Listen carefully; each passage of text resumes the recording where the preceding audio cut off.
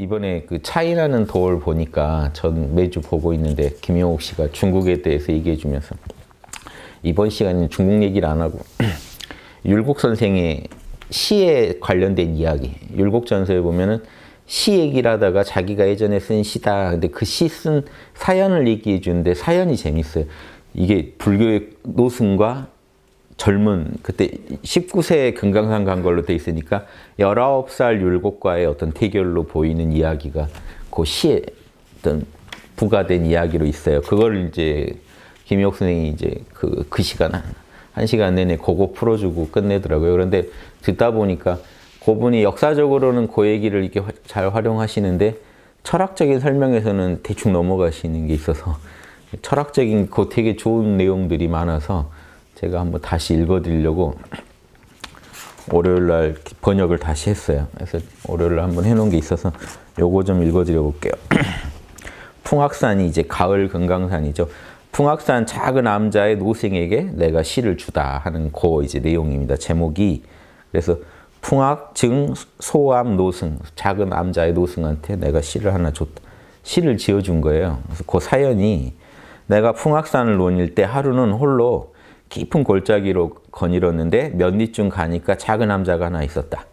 노승이 가사를 입고 정자, 그래서 여기서 정자는 올바른 자세로 딱 앉아서 가부좌 틀고 계시더라는 겁니다.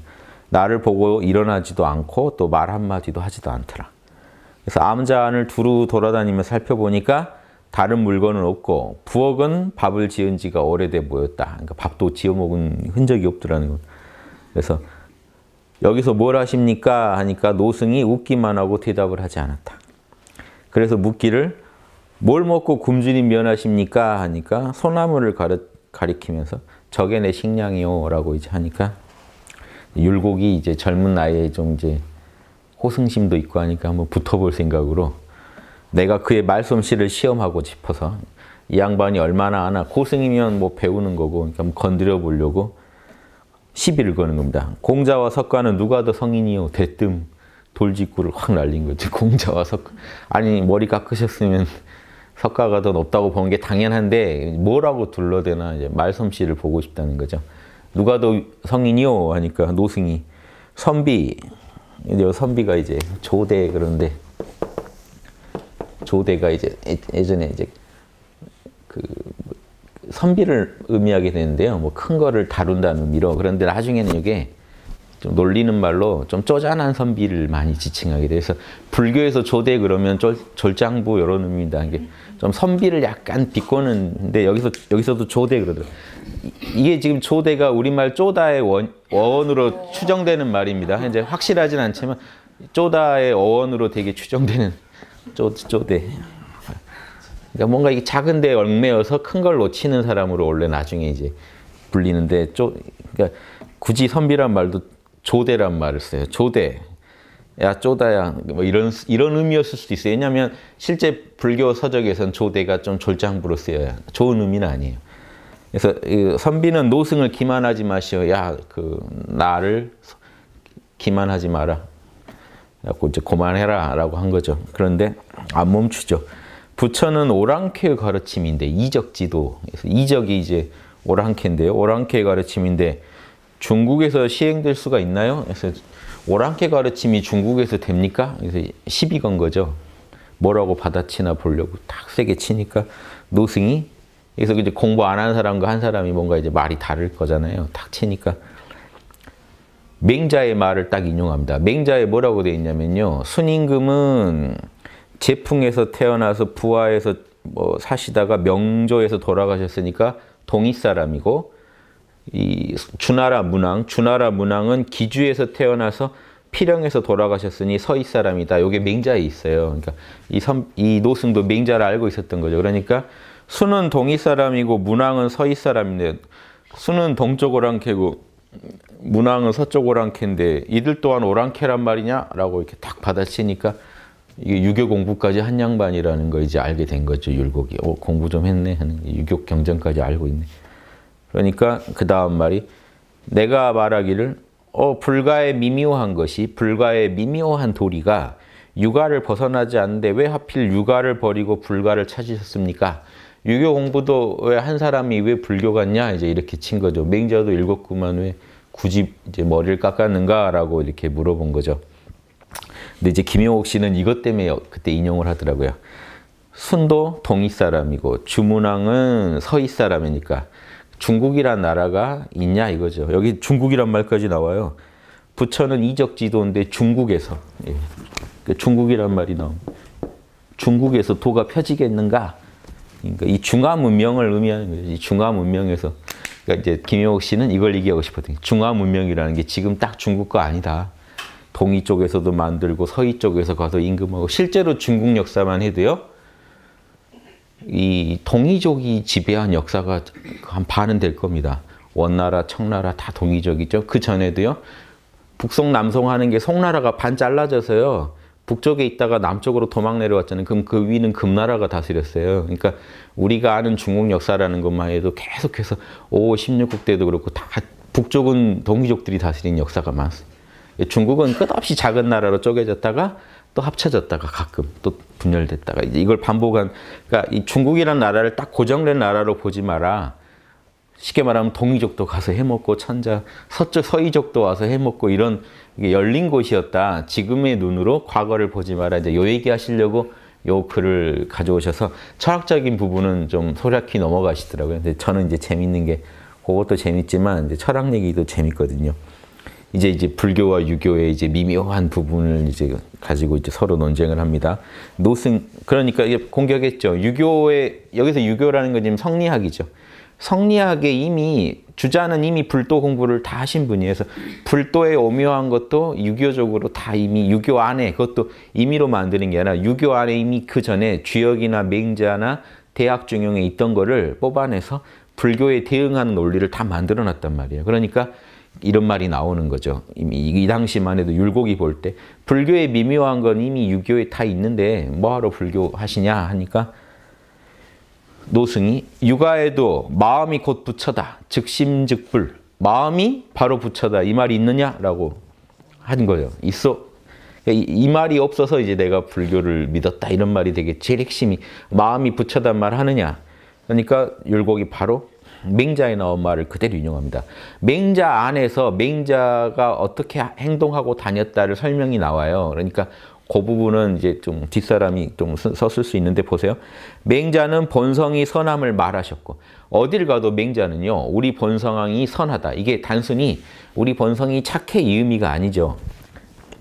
유교식으로 말하면 뭐죠? 우리 본성이 공한데 공자리에 뭐가 있다는 거죠? 우리 본성 안에 인의의 지신이 꽉 차 있어.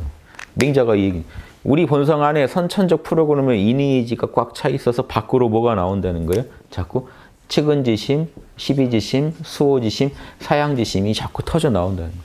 그럼 이 맹자 입장에서는요. 밖으로 나온 사단은 마음법이죠. 색이에요. 공은요. 인의의 지 원리고요. 이, 사, 무의 법계가 되는 거죠. 이와 사가 하나로 돌아가요. 우리 안에 선천적 원리로 인의의 지가 있고 밖으로 측은 사양, 수호, 시비의 사단이 발동하고 희노애락이 발동해서 현상계를 굴러간다. 이제 율곡은 그렇게 이미 보고 있는 거예요. 성리학에서 이미 그렇게 설명했거든요. 불교의 대항에서 이미 유교 논리가 세련되졌단 말이에요. 더 설명하는 방식이. 그래서 이 말이 그게 다 함축하고 있는 거예요. 본성이 선하다고 맹자는 얘기했고 자 여기서 저 양반이 마음만 얘기한 게 아니죠. 마음을 지금 이렇게 봤고 마음이 바로 부처다란 말도 해야 되잖아요. 그럼 부처라는 거에 대항하는 게 뭐냐면 유가의 부처는 요순이에요. 성인 군주. 안으로는 성인이었고 밖으로는 천자였던. 공자는 천자는 못 해봤기 때문에 요순이 제일 대표입니다. 유가의 대표는 제일 모델은 요순이에요. 그래서 황극의 모델이거든요. 사람 중에 제일 어른이 된 모습이 안으로 성인, 밖으로 천자. 그래서 맹자가 뭐라고 했냐면 말할 때마다 성선을 얘기했고 말할 때마다 요순을 반드시 얘기했다. 즉 너도 요순 될 수 있다 이 얘기를 꼭 했다는 거예요. 그러니까 이 말로 지금 받아친 거예요. 그래서 이 말을 그대로 맹자 등문공상에 있는 말인데 그대로 인용합니다. 맹자는 본성이 선함을 말했고 말마다 반드시 요순을 들었다 하니까 이것이 바로 마음이 바로 부처다는 말과 뭐가 다르냐. 다만 우리 육아는 여기서 한 방 더 매깁니다. 우리 육아는 실질을 보았고 우리는 이니에지를 구현해서 현상계를 진리로 화하는 데 집중하고 지금 불가는 안 그렇다는 얘기죠. 다만 우리 육아는 실질을 보았을 뿐입니다. 너희는 실질보다는 공에 집착하고 있다. 진여의 세계에 집착하고 있다. 이렇게 친 거예요. 또 어떻게 반응하나 보려는 거죠. 이런 걸 여기서 이제 잘 대응해야지 이 노승이 고승인 거죠. 지금 이런 말에 눌리면 안 되는데 고승이 지금 약간 핀트를 놓쳐요. 지금 보시면 이야기가. 그래서 아주 고승은 아니었던 걸로. 아무튼 금강산에서 도는 아마 느지막해서 출가하셨을 수도 있잖아요. 노승이라는 것만으로 지금 고승인지는 알 수 없는데 지금 말을 걸어보니까 율곡이 지금 19세 율곡은 지금 이런 논리를 구사하는데 그럼 노승이 이걸 잘 받아치셨어야 되는데 왜냐하면 대승불교에도 지금 대승기신론 제가 강조하는 게 대승기신론 논리예요.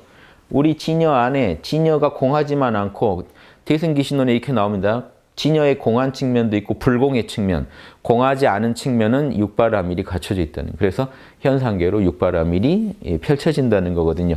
그래서 체는 텅 비었고 상, 그 안에 이니에지 불교식으로는 육바라밀에 상이 들어있다가 용, 그놈이 작용해서 현상계를 겸. 이 논리를 구사하셨으면 율곡도 더 할 말이 없는데 이분이 진여를 찾는데, 그러니까 이분은 제가 보니까 노승은 견성하러 오신 분이에요. 견성. 지금 율곡처럼 이니에지를 구현하고 육바라밀을 구현하고가 아니라 견성하고 싶어서 지금 출가하셔서 고생하고 계신 분이에요. 그래서 노승이 긍정도 하지 않고 침묵하고 있다가 못마땅하신 거죠.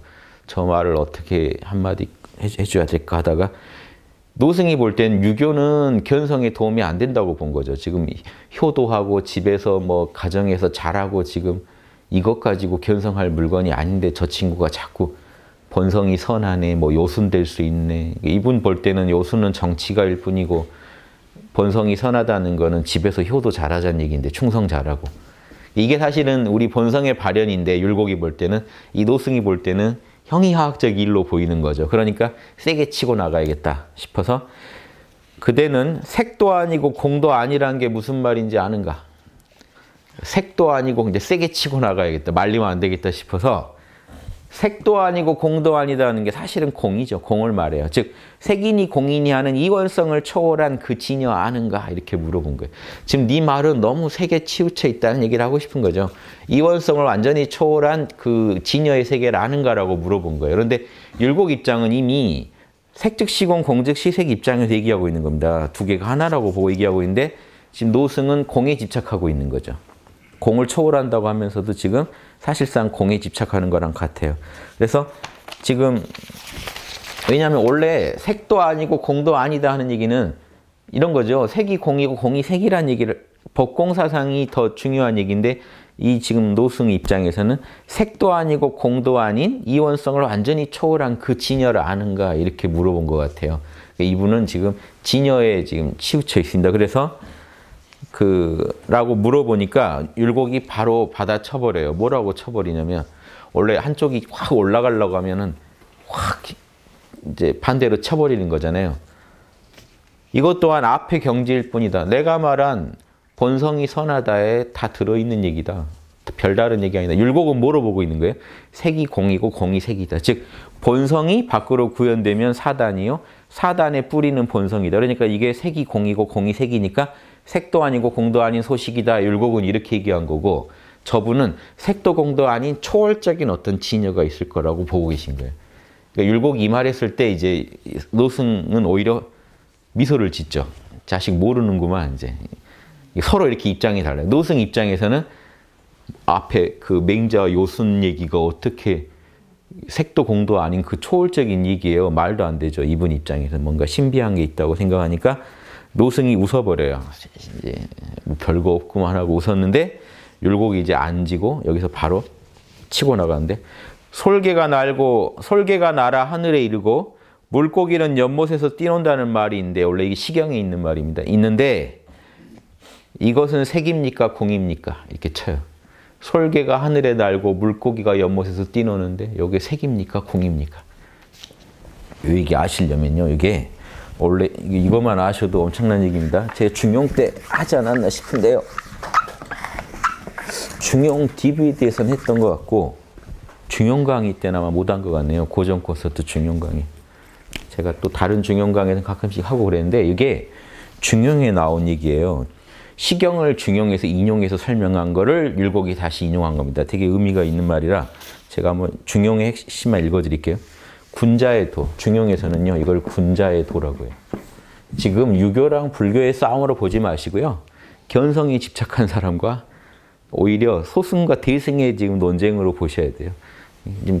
뭔가 열반이나 견성만 얻었으면 좋겠다는 사람과 진짜 도는 그런 게 아니다. 오히려 반야신경처럼 색이 공이고 공이 색인 그 도리를 알아야 된다는 얘기를 하는 사람의 입장의 차이입니다. 그런데 중용이 신기한 게 군자의 도는 비하면서 은하다 그랬어요. 이게 뭔 얘기냐면요. 비는요. 작용이에요.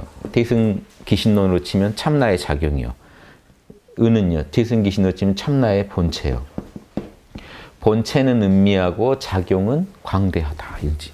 군자의 도는 광대하면서 은미하다. 그래서 이 광대하기 때문에 어리석은 남녀도 다 알고 있는 게 있어요. 도에 대해. 음양의 이치도 알고 다 알죠. 그런데 지극한 곳에 가면 성인도 모르는 게 있다. 은미한 내 극치에 가면 성인도 모른다. 광대하다는 얘기는 누구나 쓰고 산다는 얘기죠. 누구나 쓰고 사는 부분이 있고 성인도 모르는 부분이 있다. 또 일반인의 불초함으로도 능히 할 수 있는 부분이 있고 또 동시에 성인도 못하는 게 있다. 천지도 오히려 사람의 원망을 받지 않느냐. 즉 천지도 못 구현하는 게 있다. 도의 은미한 것. 시공을 초월한 도는 천지도 다 감당 못한다. 그 안에 있는 보살이죠. 여기서 육아의 성인은 불교식으로 하면 보살 개념이죠. 중생의 모습을 한 깨달은 자니까. 즉 중생성이 있는 존재들이 절대 감당할 수 없는 영역도 있다.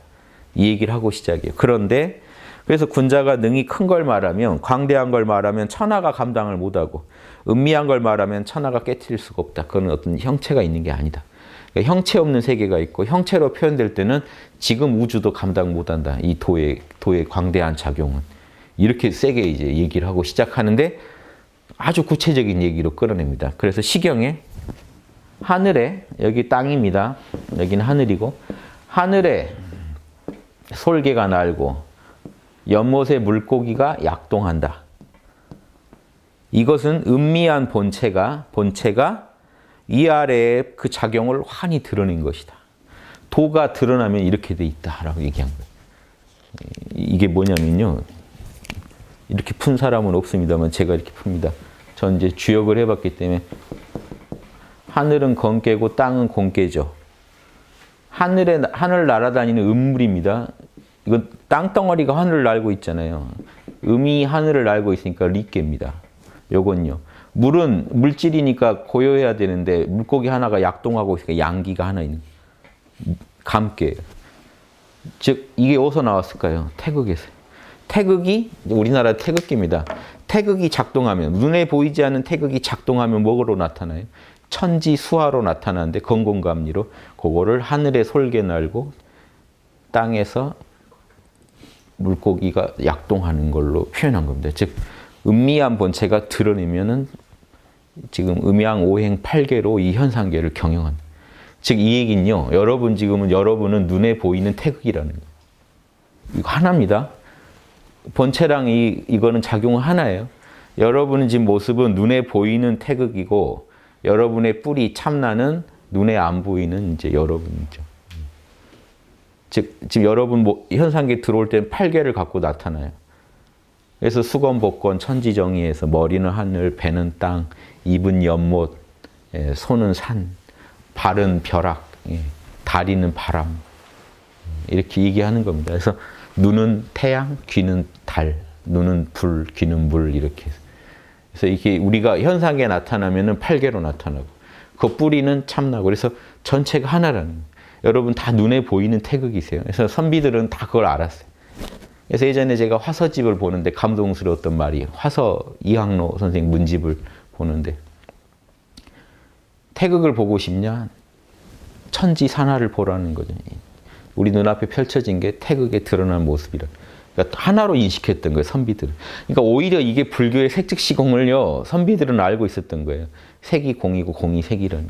이 전체를 하나로 보고 있었어요. 형이상학적, 보이지 않는 형이상학이 눈에 보이는 형이하학의 뿌리라는 걸 알고 있었기 때문에 우리가요, 식물 뿌리는 안 보이죠. 여긴 뿌리거든요. 식물의 뿌리는 안 보이고 뿌리 윗부분만 보니까 뿌리 없이도 있는 것 같지만 결국 하나죠. 마찬가지로 눈에 보이지 않는 참나가 우리의 본체고 그 참나의 작용이 지금 우리 이 육군의 모습이다 하는 이거를 율곡은 알고 있으니까 그 얘기를 하는 거예요. 솔개가 날고 물고기가 뛰는 게 색이냐 공이냐. 그럼 이 대답해야 되는 노승이 그 질문을 받았으면 그게 그대로 색즉시공 공즉시색이라는 걸 알아야 되는데 근데 뭐라고 하냐면 노승이 뭐라고 하냐면요. 색도 아니고 내가 공도 아니라고 말한 거는 진여체인데 진여의 본체를 말하는데 어찌 이런 시를 가지고 설명하려고 하느냐 이렇게 나와요. 율곡이 완전히 승기를 잡죠. 이제 이 부분에 대해서 이제 그분은 아직 여기까지 지금 사유를 못한 거죠. 지금 색도 공도 아닌 어떤 진여체를 잡아야 된다고 생각하고 있었던 거죠. 그러니까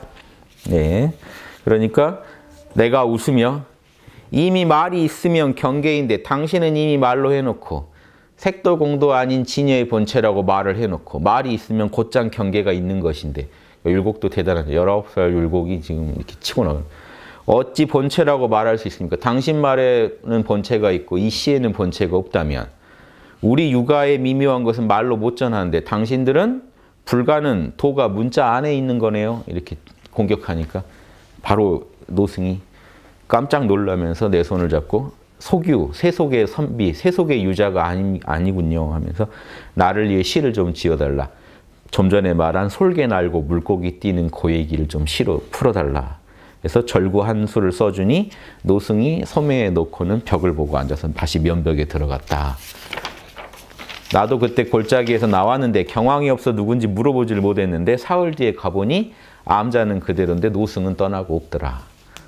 그래서 아무튼 뭔가 그 스님한테 또 영감을 주셨겠죠. 그래서 그 시입니다. 물고기 뛰놀고 솔개는 날아 위아래가 한 가지니 위아래가 이걸 따로 보시면 안 돼요. 솔개 날고 물고기 뛰는 게 그대로 도의 작용이에요. 도가요. 재밌는 겁니다. 도가 현상계에 드러날 때는 건공감리로 드러나요. 겉만 드러나는 법이 없어요. 겉만 드러나는 법. 도가 현상계에 펼쳐지면 반드시 천지수화가 한꺼번에 나타납니다. 에고와 대상이 즉 주객이 한꺼번에 나타나지 하나만 나타나지 않아요. 현재만 나타나지 않아요. 현상에 나타나면 과거, 현재, 미래가 세트로 나타나지. 이 얘기입니다. 솔개 날고 물고기 뛰는 건 따로 이거 별개로 보이지만 그게 도가 현상계에 드러날 때는 한 가지로 도가 작용한 거라는. 그래서 위아래가 한 가지고 물고기 뛰놀고 솔개 나는 거는 위아래가 하나라 이 얘기는 도의 작용이라는. 저것이 색도 아니고 또한 공도 아니네. 당신이 생각하는 진여체가 따로 있는 게 아니고 그 모습이 그대로 색이면서 공이고 공이면서 색인 돌이다. 무심히 한번 웃고 내 신세를 돌아보니 말 세게 날리고 이제 나를 보니 내 신세를 돌아보니 해질녘 숲속에 홀로 서 있네. 그래서 자기 안에서 또 그 색도 공도 아닌 소식을 느끼셨겠죠. 아무튼 시를 이렇게 써서 줬다는 얘기입니다. 그러니까 요게 이제 마침 TV에서 나오는데 색즉시공 얘기를 정말 설명 잘할 수 있게 그것도 유교 선비가 얘기해 주는데 이때는 선비라고 할 수도 없어요. 선비이면서 불자일 때. 왜냐하면 금강산에 출가했을 때는요. 이렇게 아무튼 계모 밑에서 이렇게 행복한 경우가 좀 드문가 봅니다. 역사적으로.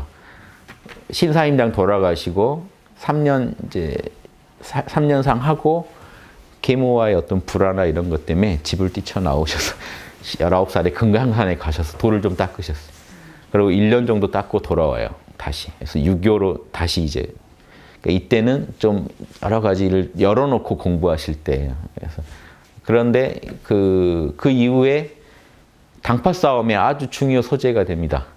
율곡 출가했지 않냐. 바로 동방 18년이라고 문묘에 배양되어 있는데 빨리 빼내라.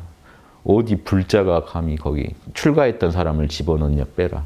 그러니까 이쪽에서는 서인 쪽에서는 거기 절에 가 있긴 했지만 머리는 안 잘랐다더라. 아니다 누가 자른 거 봤다더라. 막 이제 넌 당쟁이 아주 지저분해집니다. 근데 그 정도로 계속 오래된 주제예요. 이게 율곡 출가설은요. 이제 출가 한 번 한 것 때문에 금강산 한 번 가신 것 때문에 두고두고 당파 싸움에 그게 소재로 활용될 정도로 이게 유교 선비들한테 되게 민감한 문제였는데 그럼에도 이분은 대단한 분이에요. 가가지고 자기 하고 싶은 거 하고 그러니까 정 죽겠으니까 가신 거죠. 어머니 돌아가시고 뭔가 이제 그 새어머니 밑에서 뭔가 이게 다 안 되니까 가서 이제 돌을 닦고 다시 돌아오셔서 다시 중심을 잡고 공부하시.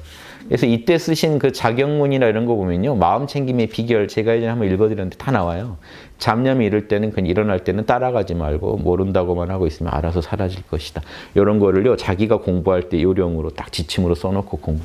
마음 챙김 이런 건 이미 달인이에요. 그 나이 때 이미 다 그걸 알고 계세요. 그러니까 그 자경문이라는 거랑 요거 같이 보시면 이분이 이제 도가 참 대단하구나 하는 거 아실 수 있죠. 그래서 저는 그래요. 그래서 저는 대승 불교 좋아하고 유교도 좋아하는 입장에서 나눠보지 마시고 이게 좀 예전에 철학이나 문파, 철학의 입장이나 문파 불문하고 도를 우주 전체를 꿰뚫어 보는 분하고 이 진여, 초월적인 것만 추구하는 분들 간의 어떤 논쟁이 이렇게 유교, 불교의 논쟁으로 표현됐다고 봐요. 제가 불시잡변 강의할 때도 그랬죠.